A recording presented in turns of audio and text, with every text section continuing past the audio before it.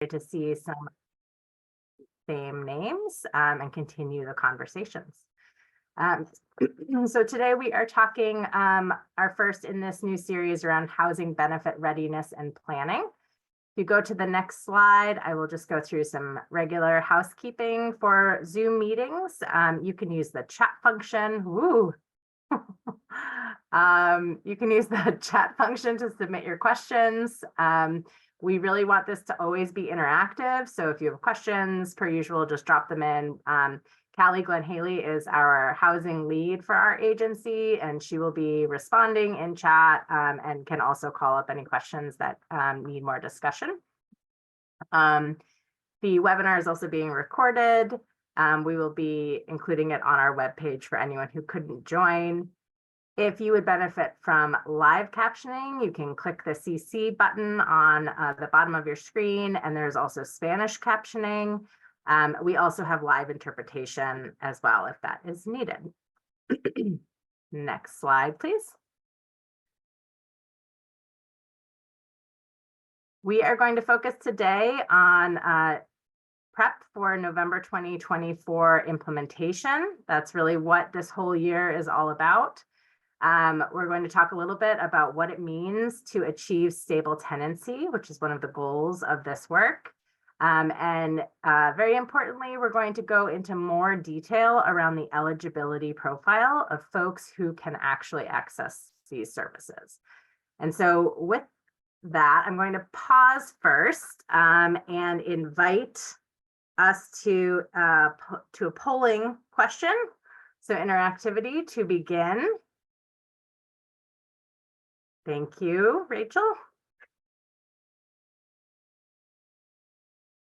We just have a couple multiple choice questions just to get a better idea of all the folks in the room so we can try and best serve.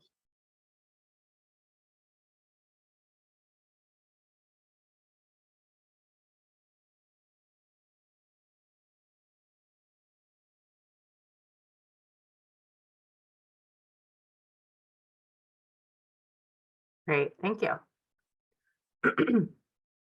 And with that, I'm going to turn it over to Director Bell to do a welcome and to speak to our goals on the next couple of slides.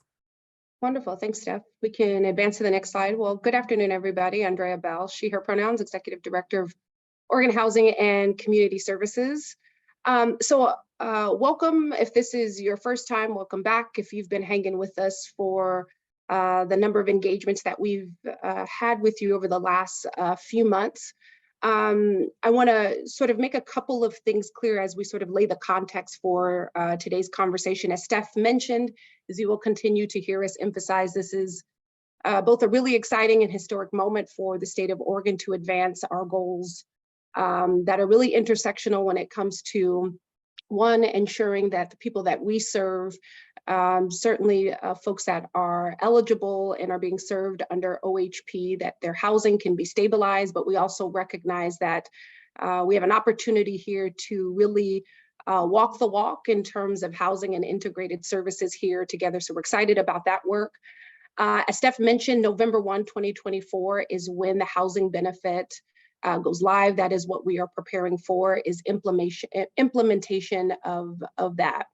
So the intention of this conversation today and the forthcoming ones over the next few months will be significantly shifting gears. So over these last few months, we've had really important conversations, but certainly they have been a little bit more general in nature, in certain instances, getting feedback around either policy or certain details as we're thinking through some of the next steps.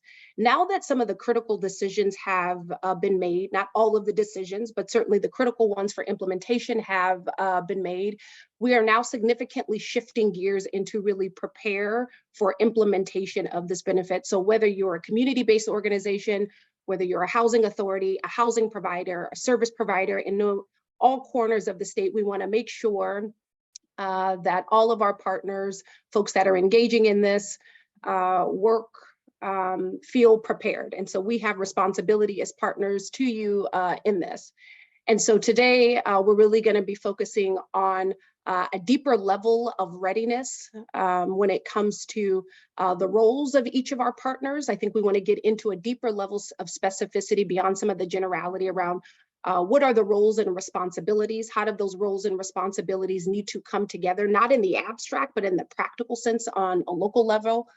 Certainly our hope is that as we are engaging in these conversations around readiness, that it's going to feel more rigorous, it's going to feel hopefully more detailed and more helpful.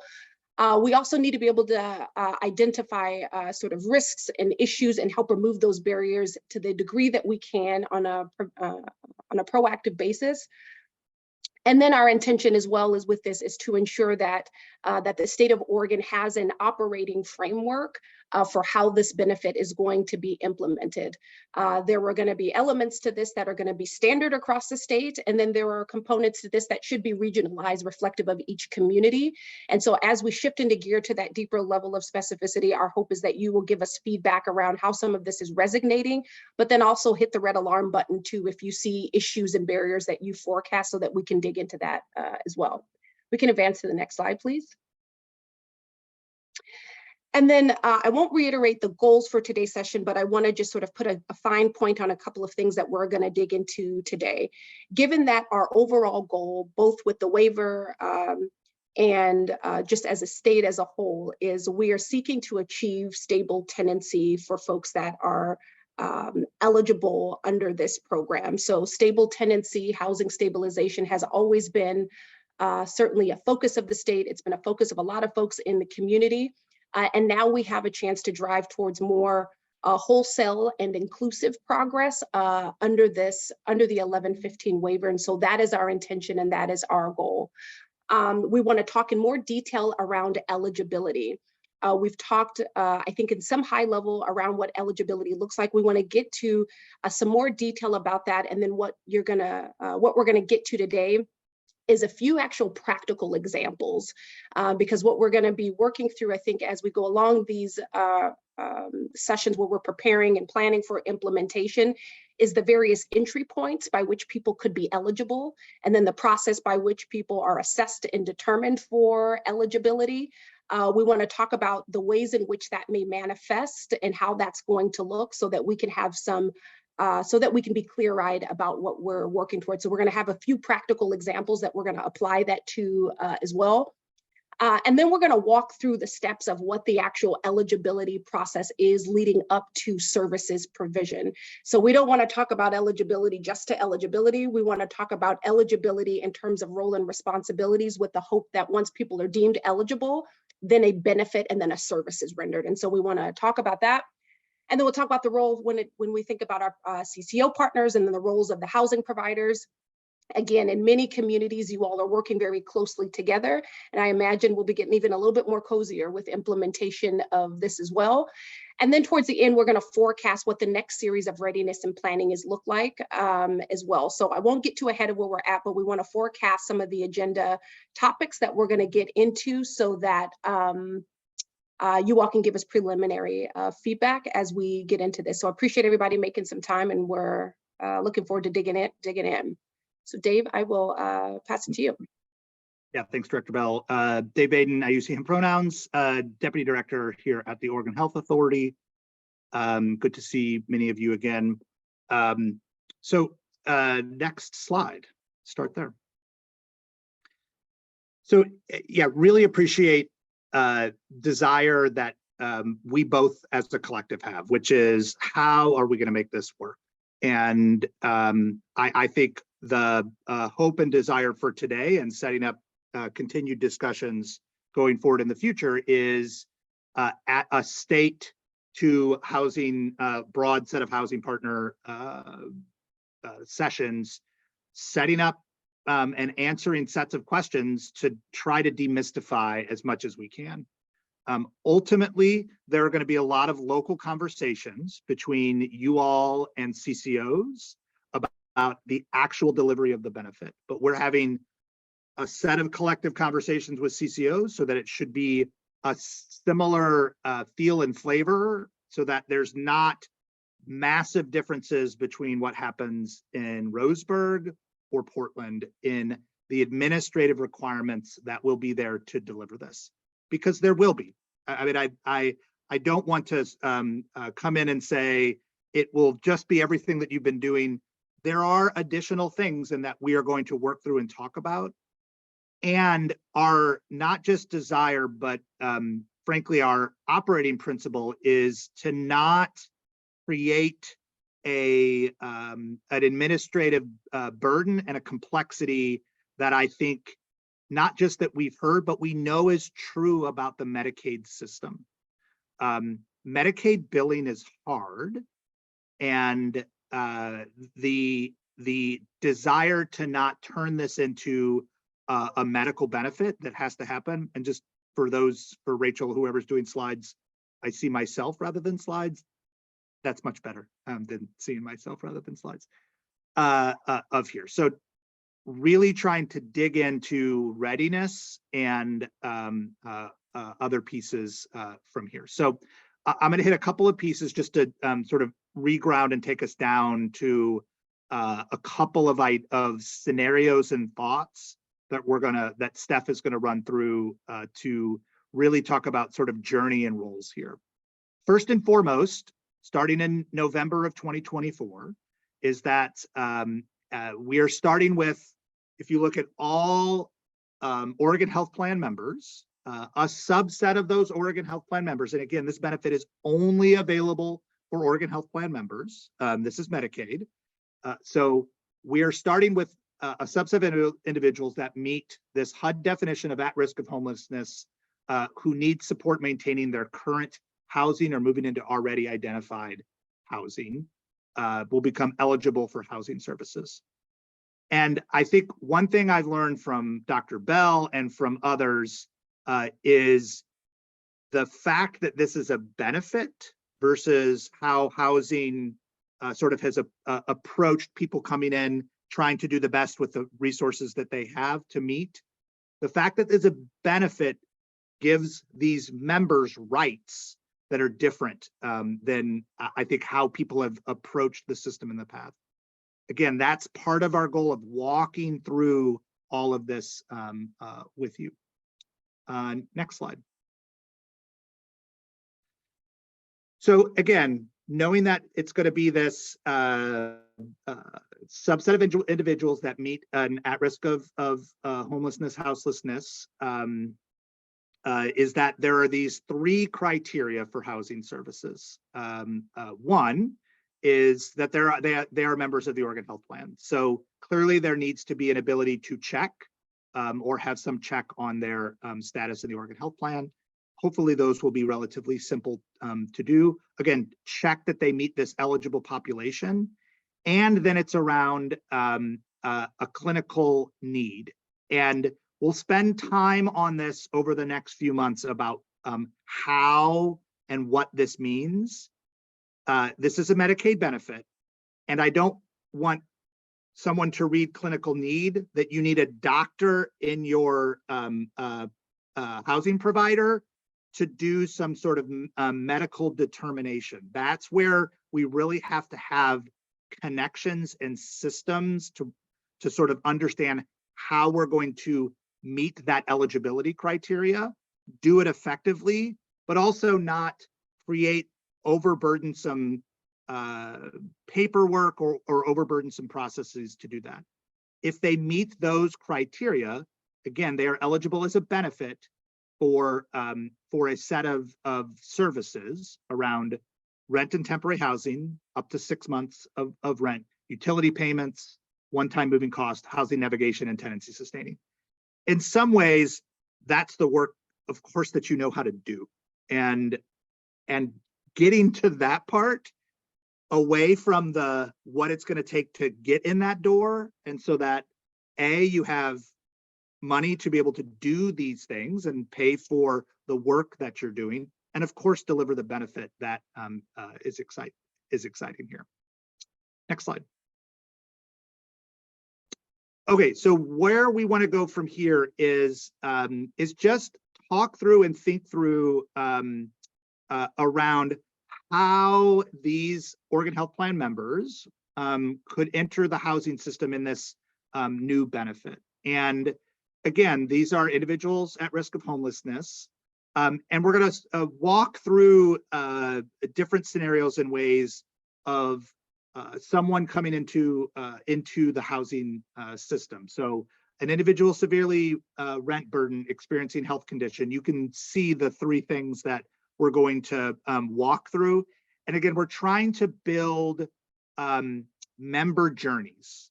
So like, how will this work? Those will continue to grow and be strengthened with your support, within work with CCOs on an individual level for most of the benefit. So with that, I'm going to turn it over to Steph to start doing that. And I really appreciate time, and we'll have some time for questions at the end. Sure, thanks. And I'm actually going to pause before I continue on and just lift up some of the questions in the chat. I think what I'm recognizing is we certainly have answers to these, and so wanting to make sure that we are able to communicate some of that. I think we've been talking about potential deep dives into some of the subjects that you're all talking about of eligibility or these partnerships in particular. I think Shava, your question around what does it look like? Temporary housing, housing navigation, who's providing all that? We certainly have ideas and models and examples of what that's looking like in different areas of the state, but also recognize that in some areas of the state, this may be new, or there may be additional resources that are needed. And so we could certainly talk about that more when we get to the Q&A, if that's something that other people are interested in. Similarly, Stephen's question about eligibility, we're going to jump into that a little bit as well. So, and Catley is actively in the chat. I see that there are lots of people there. So that piece. For Peter, we're going to get into this question about the difference of risk of homelessness and actually being homeless. I do want to be really clear that right now, the waiver, the 1115 waiver, and those resources are only supporting those who are at risk of homelessness. And there are many reasons for that. We're going to go into a couple of them, but we're really seeing this as, you know, one square on the quilt of how the state is supporting those who are homeless or at risk of homeless. And so the housing supports from the waiver are for those who are at risk of homelessness for right now. So, and Callie is echoing me in writing, so thank you. Okay, so let's continue so that we can have some deeper conversations about what eligibility looks like. So we're going to be referencing something that we're titling the member journey. Those are just words that are saying, you know, how is someone going through this system from a Medicaid perspective? How are they entering? What are their engagements with the systems? We call that the member journey. At a high level, there's going to be this first step of identifying the Oregon Health Plan member, that's someone who's on Medicaid, and screening them for their needs. Then there's a process to actually authorize the services that they're eligible for. So we have a whole menu of things that are in the health plan that are benefits, and not everybody may need all of them. And so that is going to be what we're relying on our partners to help with that. And then our CCOs, our coordinated care organizations, who will actually go ahead and say, yep, this person is authorized. We can go ahead and give them that service.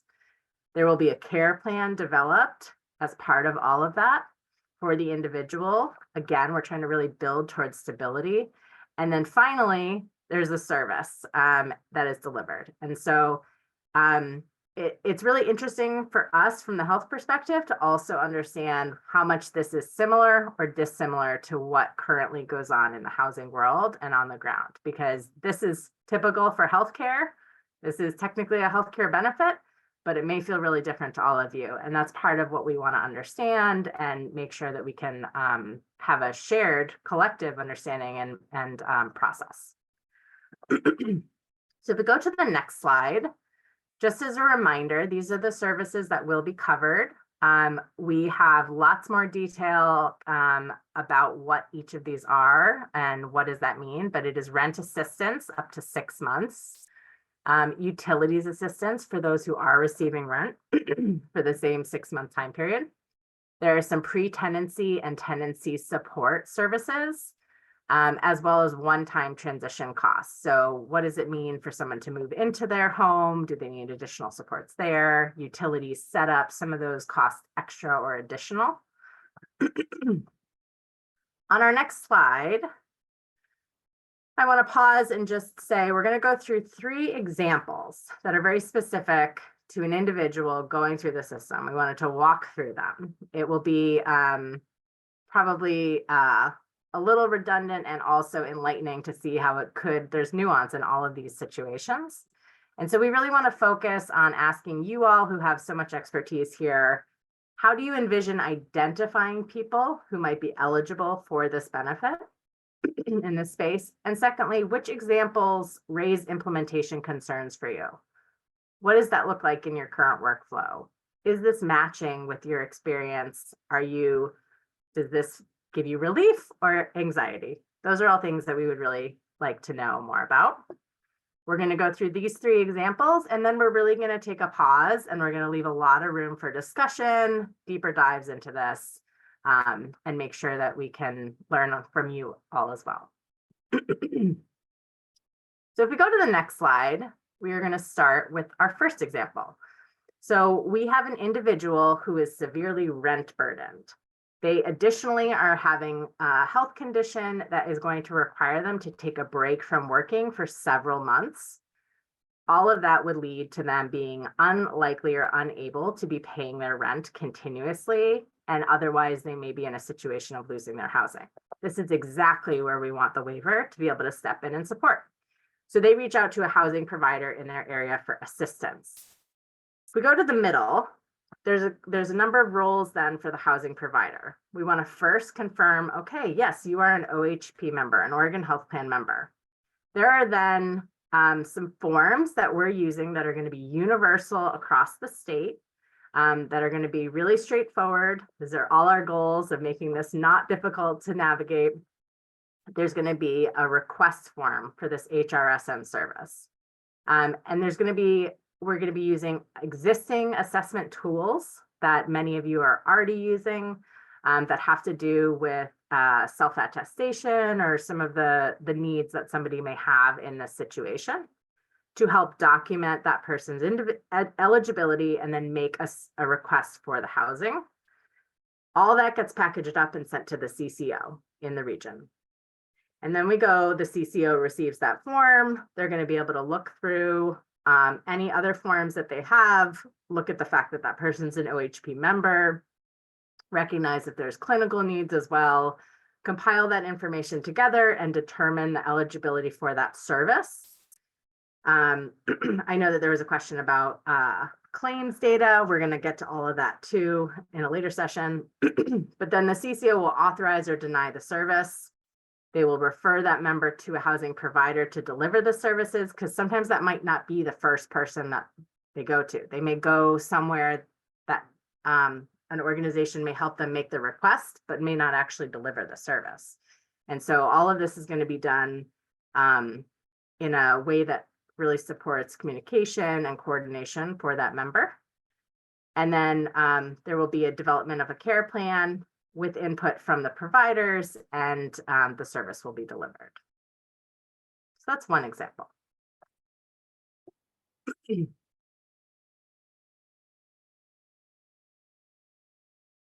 Some thoughts here. I can pause on this specific example if we want to just work through this. I don't know if Director Bell, Director Baden, we're good. Okay. I see Uni has a question. Hey, Steph, it's good to see all you fine people again. Thanks for doing this. Yeah. So one area of consideration is in terms of like the origin of somebody who's seeking out HRSN services, identifying at the CBO level what their CCO health plan is to be then able to refer them to the correct kind of line or queue to move that process. Right now, as a housing provider, we don't have that access, but are very interested in getting it, not just for the purpose of HRSN referrals, but also, you know, we serve 55 and over who are homeless or extremely low income, and there's just accessing the OHP benefit in its entirety is critical for this population. Appreciate that. I don't know if Callie or anyone else wants to share thoughts on that, or if we just want to acknowledge that that's something that we're working on. I admit to being fully focused on the chat. So I'm Okay. sorry, can I do that kind of level of Totally multitasking? Totally understand. Fast and furious in the chat. Yeah, I always appreciate your questions, of course. Yeah. Thanks, Kelly. Thanks, Yoni. I think that that's really important, and that's not unique to housing either. These are going to be challenges we have universally in HRSN. So thank you for that. We acknowledge that that's a really important component of being able to communicate and work with partners. Katrina. Thank you so much.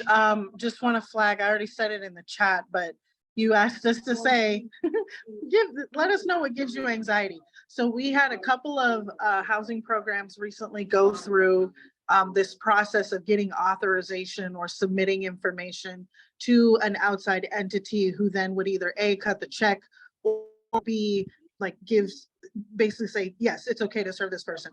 That backlog can take that creates a huge backlog in places like Multnomah County where the need is going to be astronomical. So I would just ask if there's any way to amend that to some degree where maybe at the time that the individual is receiving SUD treatment and they get authorized at that moment so the provider can just deliver the rent assistance, that would be much easier. I'm having a lot of anxiety about sending a screening to the CCO for service authorization. That volume is going to be pretty intense. Appreciate that. I think it's helpful to hear that, and especially if you've already been experiencing backlogs. These are things that we aren't getting into that, but the capacity building funds and our expectations of our CCO partners in really getting our state prepared for these services and understanding what type of hiring needs to be done to best support this, because those are the backlogs that we don't want to see, where everything else is working and it's just a funnel to the small pinch point. So thank you for that. I think we'll carry that over to our other conversations too. Yes, Howard.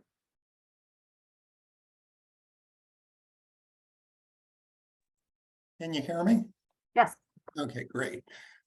So I've put this question in the chat, but I think that there's going to be a general question about coordinating existing rent assistance programs that we make available as a community-based organization with this particular benefit, which is, as you pointed out, it's a right of Medicaid patients.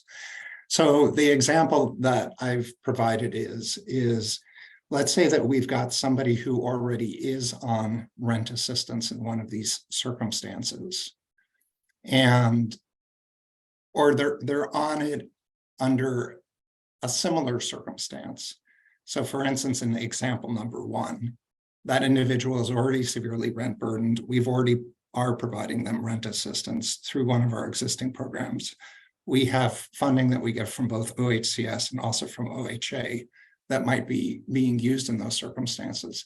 And then let's say they lose their job and now they become eligible for this particular benefit.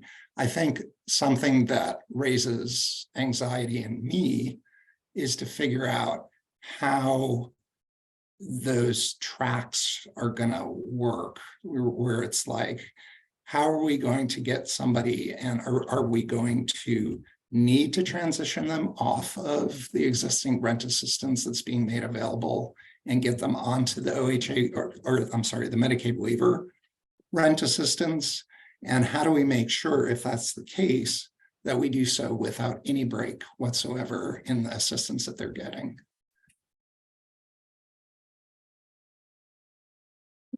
And I'm guessing Callie's, Dave, did you have a response to that? I mean, it is a really great, and I totally get the sort of trepidation and like sort of on the ground how these things will end up doing. So I guess my initial thought and feedback is, Medicaid and what this benefit is coming to do is to augment and assist things that are already ongoing. So if someone is on a benefit, by and large, do you like my caveat? There will be individual circumstances and that I know will, like, you all need to do what's best for the person as they present to you. But by and large, they should stay on that. And where Medicaid could come in, could maybe provide an additional, let's say they need an extra 3 months. So there's something in this scope of packages of benefits that Medicaid will help. It is sort of really tried to look at what that person needs and where Medicaid can join and provide help. At times, that might mean that they start with that 6-month rent benefit and something comes afterward. There will be big terms thrown out like supplantation. I don't want a provider to worry as much about supplantation. It's about the person. And if Medicaid is part of sort of the whole person piece and what makes the most sense and meets sort of the parameters of what is totally available, that's broadly what we want to set up. So I could think of other analogies, arrow in your quiver. I mean, just like something to help you fill in gaps on things that are already ongoing. And that's going to take a while to sort of figure out exactly how and what to do that. So I know I'm probably oversimplifying a very complex person-specific answer, but our expectation wouldn't be, oh, now here's this Medicaid benefit, go use that first, or go just start there. These are available depending on sort of a full set of circumstances. Hopefully that's helpful. Yeah, Thank you very much. I appreciate that, Dave. And I think similarly, I'm seeing some pieces in the chat just about how much time it takes to support this, building up their capacity, being really clear about these programs. This is a November 2024 launch, which both feels really soon, and also we have a lot of people focused on making sure that we are getting all of this information out clearly, and that we are also learning from all of you about what these things are that are causing anxiety that we can help alleviate. Because I think that will be that nuance of what an individual needs. It's really something that we are building trust across our systems to be able to understand that individual's best pathway. I'll also note that one of the things that's particularly unique, I guess, about this program and this benefit is that all of this is part of our 1115 Medicaid waiver, which is a demonstration project from the federal government. So we're really saying to the federal government, hey, we think that we can deliver services that keep our quality of care at the same level or better in a different way. And so we're testing this. We're saying, is this going to work in Medicaid for us to really connect this health and housing in a new way and pay for it in a new way? Is this going to keep people out of the ER, or is it going to create stability after they go through substance use disorder treatment to be able to say they've maintained their housing? That's like one step in the direction of stability for that individual. So this is also a test. I know that doesn't alleviate concerns of how we actually implement, but we know that there will be hiccups along the way as we try to figure out what it looks like to merge these systems together.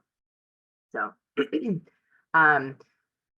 yes, and I see Katrina and Peter, you still have your hands raised. I don't know if those are new questions or remnants of your last hand raise.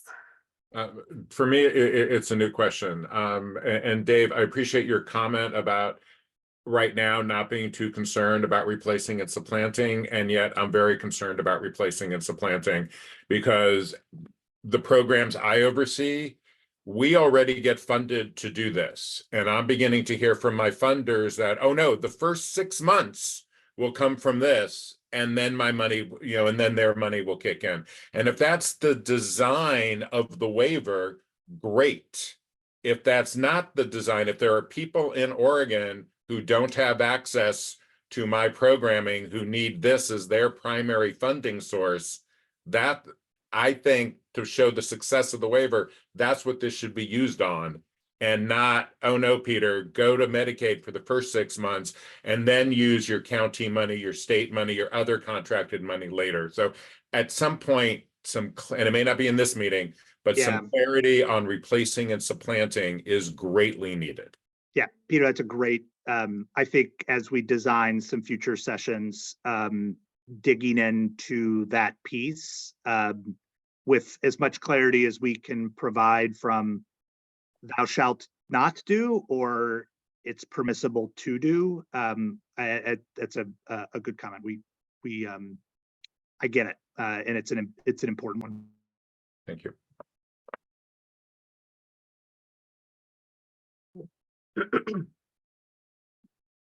So I'll keep moving through this for a little bit more. This is just another example, same process. I know this has been up on the slide, but if somebody is in SUD treatment and needs support paying rent to maintain their home and their housing prior to discharge, it would go through the same process. They can reach out to a housing provider. The housing provider would then go through the confirmation process, make sure they're an OHP member, fill out the request form, use any other additional assessments, gather up the necessary documentation, send that off to the individual CCO. In some cases, it also may be fee for service. I don't want to complicate things, but I do want to acknowledge there are other, there is a statewide program that we will also be partnering with for individuals who are on our fee for service program. And then the CCO will receive those forms, determine authorization, help develop the care plan, send the approvals, and ensure that the service is then delivered. I'm seeing, again, lots of questions in the chat, and I think maybe some deep dives on what these will look like specifically will be something that we look forward to doing. Go to the next slide. This will be our last example here. And this is a case that is us trying to create some flexibility in the challenges that have been presented to us. This is something that we heard from folks when we said we really want to focus on those who are at risk of becoming homeless. We also want to support people in getting into housing if they have housing identified. And so this person in this case has found housing and requires specific move-in support. We want to make sure, again, that we are setting someone up for success. They may have found housing, to Peter, your point about maybe that housing is paid for somewhere in another way. We still have ability to provide some wraparound supports, some tenancy supports through housing. There's also a whole nutrition benefit, which we're not going to talk about today, but that can also be layered on for an individual, helping fill the fridge, making sure that they're really off and going in the right direction. And so in this case, they need some housing support for move-in. Again, they'd reach out to the housing provider. Housing provider would fill out the request form for these specific needs. It would be tailored to the individual. That goes to the CCO. The CCO would then compile any additional information that they need, making sure that they are working to determine eligibility, reviewing claims if necessary from Medicaid to confirm they're part of that eligible population. The CCO would then authorize the service, refer to a housing provider, develop the care plan. I will also say, I know that there are lots of questions about specificity on here. One of the things about building a program is we build the framework first, and then we're continuing to fill in the details. Those details are going to be informed by some of the questions that you're all bringing in today. So again, just thank you for the activeness in the chat, the activity. It is really helpful. So we're going to go to the next slide, which is another pause for our Q&A. Really just wanting to leave space for this. If there are things that are in the chat that Dave or Andrea or Callie, you want to lift up and say, this is a great discussion question for us to go through, happy to do that. If people want to raise their hand, they can. Our questions for you is around readiness. We're going to have lots of conversations over the next few months, in particular about readiness, about funding opportunities. We do have 100 million that are going to go out by this summer to organizations to help them in their preparation and readiness. We've talked about that in some of our last sessions, and we'll make sure to connect folks to that. Those are called community capacity building funds. We also want to think about identifying people. In all these situations, the person's reaching out to the housing provider, but I think in many cases, you all and your organizations are likely going to be the ones identifying people for potential eligibility. So we'd like to learn a little bit more about that.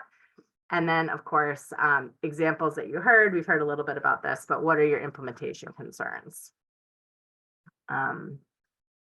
Okay, so let's see. Carly. Hi, so I just wanted to clarify real quick because I'm not sure I fully understood it. This money is going to the CCOs. They should be hiring people to manage kind of this program. It's not being like outsourced to like community actions. Not quite. So this is, let's imagine in the healthcare system, if somebody needs a knee replacement, I'm gonna make that up. There's a CCO that delivers their healthcare services. The CCO is actually just an organization that helps coordinate their services. The CCO then has the actual surgeon performing the service outside of the CCO. So they are contracted between the surgeon and the CCO to make sure that that changes hands. There's a reimbursement, the surgeon gets paid. This will be the same in the HRSN services. So the CCO is responsible for this member in coordinating care, understanding what services, getting claims organized, but they are going to be relying on the housing provider, just like a surgeon, to actually provide the service. And so that will be a contractual relationship. There will be funding, there will be services delivered that will have a reimbursement that is predictable and sustained every time that service is delivered. Correct, but we're not giving the money to community action to send out. The CCO will be managing the money. Does that make sense? Yes, yeah. Okay. So the CCO will manage all the reimbursements for the services will come through the CCO. Wonderful. Okay, thank you. Okay, Andy. Yeah, hi, thanks. I always learn more at these presentations. I put this in the chat, but I'm going to suggest, as you keep going further with these, having different tracks for different types of providers, and maybe even thinking geographically. So in the metro area, I can say most of the organizations, say specifically ours, we're already full up and have waiting lists for all of the services. So if the expectation is this will be a new resource for us to identify new recipients of service, that could be a real challenge unless there are specific funding lines for new staffing positions. Our staff are full up caseload wise with existing contracts and resources. So this is a new resource. So where I see it helping us the most is serving existing participants or residents who we're not able to serve due to a lack of resources. And within our portfolio, so we do a number of things. We own and operate affordable housing. We operate shelters and help people transition into housing. I don't see this aligning well with like our shelter services and shelter placement because those folks aren't at risk, they're already homeless. And then we have a lot of resources to help folks move into supportive housing placements that are community-based, meaning they're with private landlords. So where I'm thinking we'll focus is with our affordable housing residents who for a variety of reasons fall behind in their rent and would most benefit from a very limited rent benefit like this one. So I want to first off understand, is there any conflict of interest issue? Because the ultimate recipient of the funds would then be us. We would help be arranging the access to the funds, but then as a houser, we would be the recipient. We would get the rent. So I want to make sure we're partnering with OHCS and OHA to think through any conflict issue there if we are operating on both sides of that. The second is, in terms of readiness, I'd want to understand what kind of support there is for and what needed additional capacity in our sort of finance and accounting staff, which is pretty slim right now, to set up the infrastructure to be billing down directly through the CCOs. And so that would be an issue. Yeah, and then I guess so those are kind of my initial questions. I think, again, wanting to understand this and sit with other affordable housing providers and think about how we would integrate this into meeting that need, which is huge. In terms of identifying people who might be eligible, again, we've got a captive 850 families that are renting in our apartments right now. They're constantly falling behind in their rent burden, because the affordable rents are still too high for them. So that's, I think, from the outset, how we would be approaching it. If there was an opportunity to integrate this and get ready to integrate this into our other housing security programs that are more community-based, I'd be open to looking at that, but I'd really want to understand whether there was an expectation, would we be serving people with rent assistance who are currently not serving? Because we don't have staffing to do that. So I'd want to understand how that works together. And that may be unique to the metro area, because there's this influx of rent assistance and other housing funds that we're already struggling to fully spend down. So that may be a discussion specific to metro area providers. All right, I'll stop there. Appreciate that, Andy. I think, we've had a couple of conversations about where there's overlap with shelters and what the benefit may be, especially because I mean, as we've been learning, again, coming from the health world, the variety and the creativity that exists in the housing world to be able to make different structures and systems work out also goes to show that, like, it doesn't fit neatly in all of our very specific, eligibility ideas. And so it'd be great to work with you to learn more about what that looks like, and make sure we're clarifying that appropriately. I think we certainly envision having a more collective map of, the situations in which this could or could not be applied. Yeah, just want to say, most of our staff and most of our partners were already maxed out on braiding complex funding sources together. So just adding another one that pays 6 months, it just doesn't add that much. I think the initial reaction when I talked to staff about this was like, we don't need another funding source, especially if it's that limited. So I think where we see potential mileage is really within affordable housing. That's where we see, so I also want to understand if there's a conflict issue there. Yeah. So we'll look for your help in identifying that. Thanks. Yeah, thanks. Yeah, and I think just to that last point too, not on the conflict, but on the another funding source. I think this is also the part of our demonstration. Again, understanding utility of this, understanding if this does offer flexibility that is less available in other funding streams. All of that, I think, is really what we are trying to understand, and look forward to learning, because there's also benefits to using it specifically within the health world too. Okay, let's see who might be next. Stephen or Stefan. Stephen. Hi there. I really appreciate the time that you're putting into this and burdening the deluge of questions. So this is, again, if it's answered at a later time, I understand. So we're planning on being an owner operator of low income housing. And so we're not concerned about readiness or identifying people. We think we've got that pretty well covered. Are echoing the concern about conflict of interest. I know that'll be answered at a later time, but specifically about when that 6 months ends, and if we are the housers of these individuals and they cannot afford the housing anymore, are we evicting these people, or are we, and assuming we can't find other funding sources, that's not a situation that we want to put ourselves into, or other housing providers who have housing. We don't want to send them individuals who at the end of the 6 months now, do they have to evict them?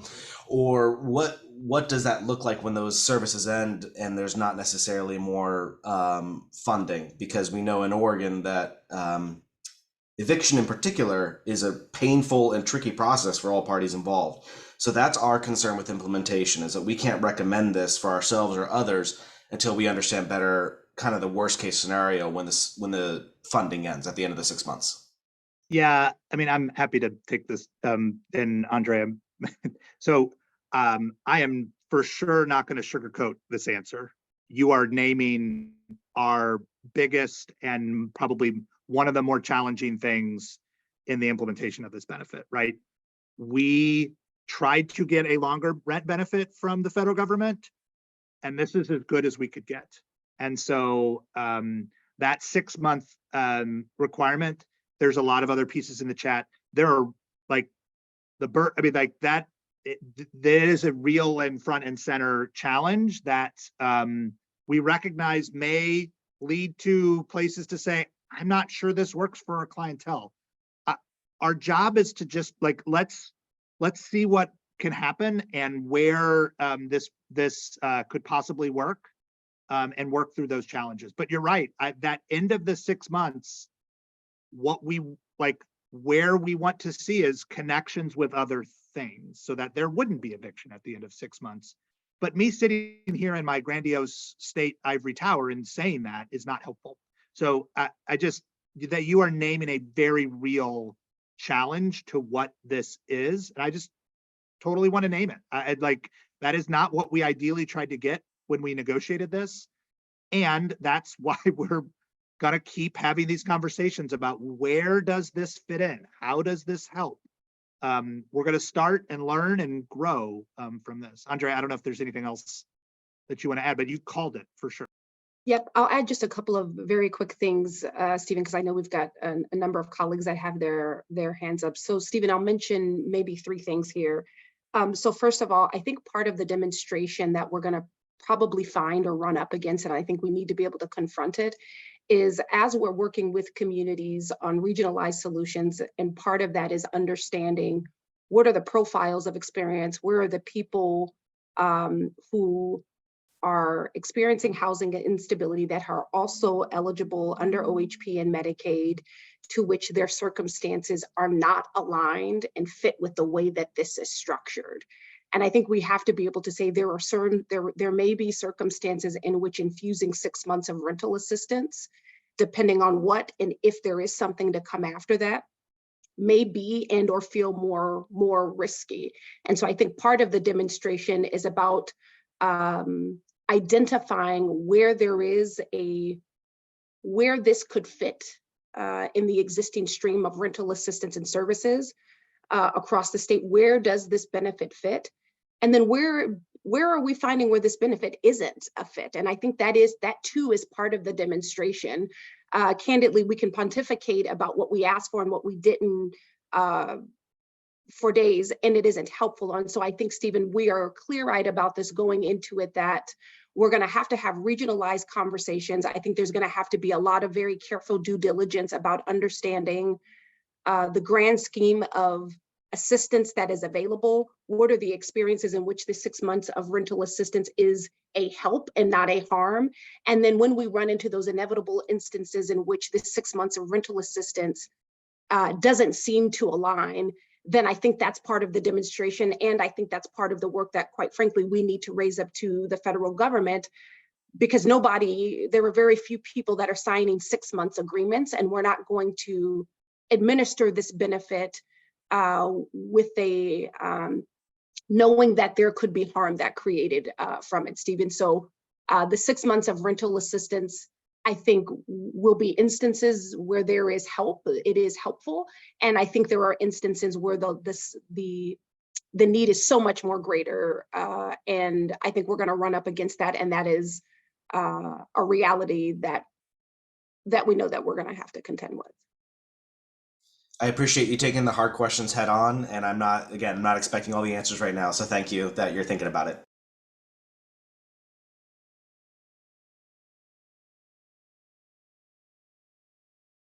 Becky. Everyone, thank you. Becky Strauss with the Oregon Law Center. I appreciate an opportunity to kind of think through specifically how you're thinking about the housing benefit. I know we've talked a little bit about the nutrition benefit side that you kind of started with first. I have a lot of questions, and I really appreciate everyone's feedback and perspective.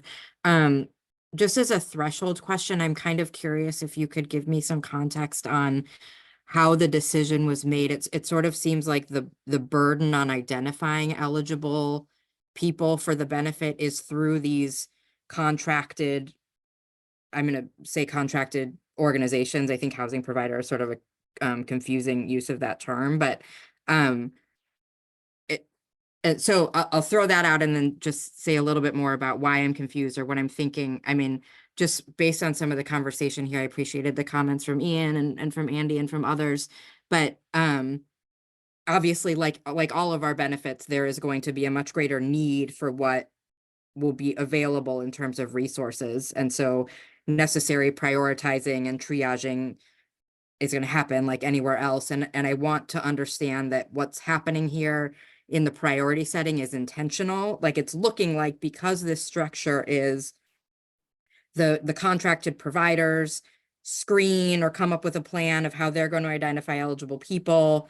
I've heard from a couple already that it's going to shake out that those literally acting as landlords in affordable housing scenarios might be the first in line. And if not that situation, some situation where somebody is already on the rolls or has a relationship with the CBO.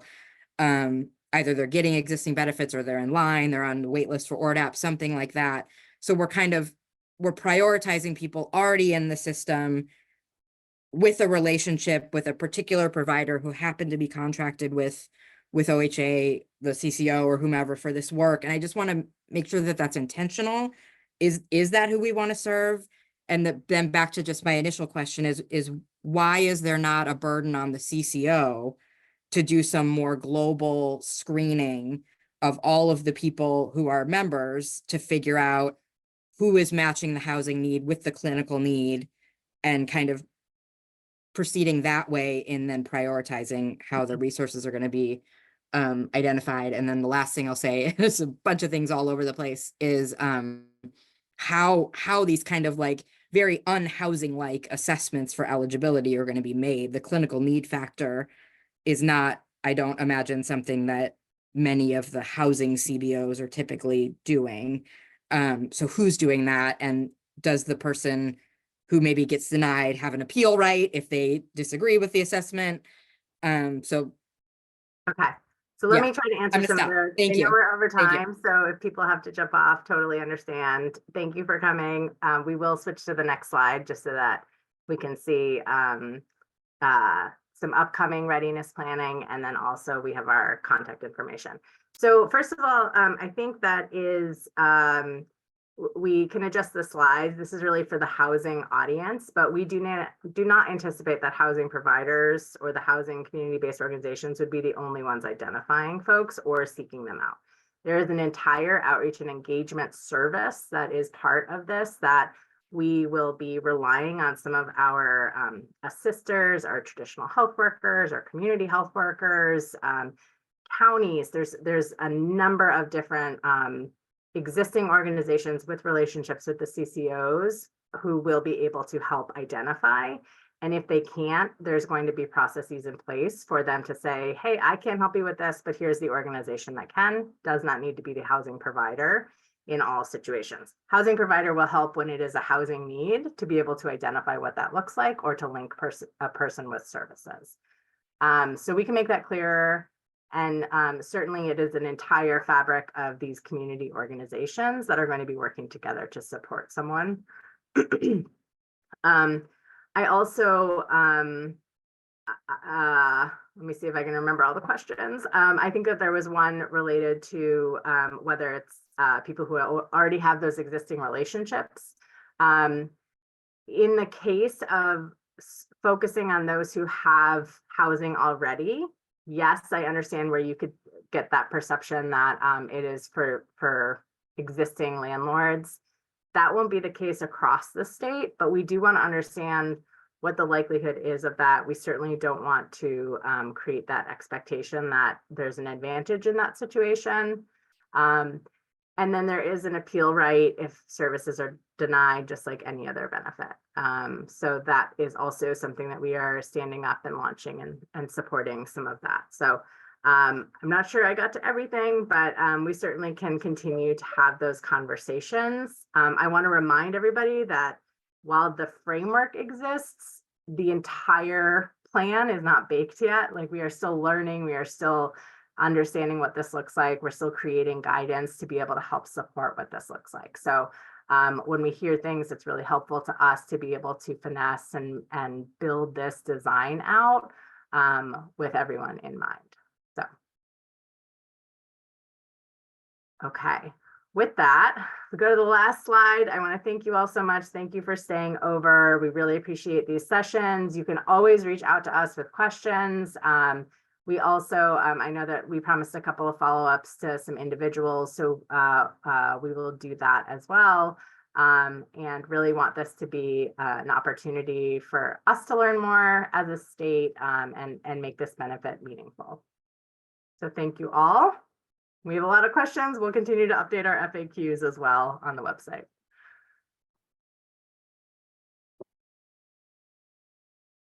Great. Thanks, everyone.